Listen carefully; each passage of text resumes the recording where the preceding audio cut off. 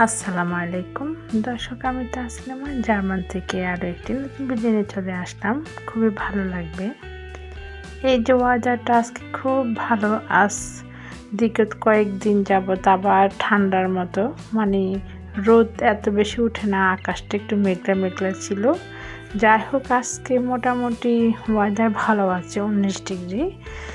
এই সামনে কিন্তু বাতাস, একটু ঠান্ডাও আছে। যাই হোক, তারপরে যে একটু বাতাস, একটু রোদ, মানে সব মিলিয়ে খুবই ভালো লাগতেছে। আসলে আকাশটা পুরাই ক্লিয়ার।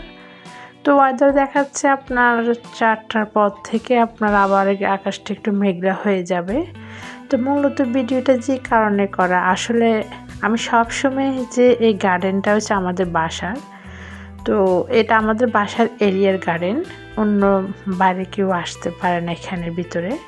তো আমি সব সময়, আমার যদি কোনো ভাত থাকে, আমি সব সময় এই পাখি বা কবুতর, এই যে কাক, ওদেরকে দিয়ে থাকি। আর এটা সব সময় এখানে এসে মানে ডাক দেওয়া শুরু করে।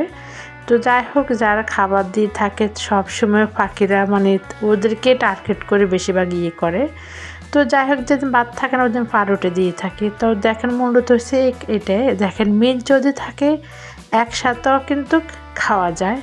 আমাদের দেশে দেখেন কাক আর কবুতর একসাথে তো খাওয়া ইম্পসিবল, কিন্তু দেখেন বিদেশে একসাথে কাকও খাবার খাচ্ছে, কবুতর খাচ্ছে একই সঙ্গে, কোনো ঠোকাঠুকি নেই, কোনো ভেজাল নেই।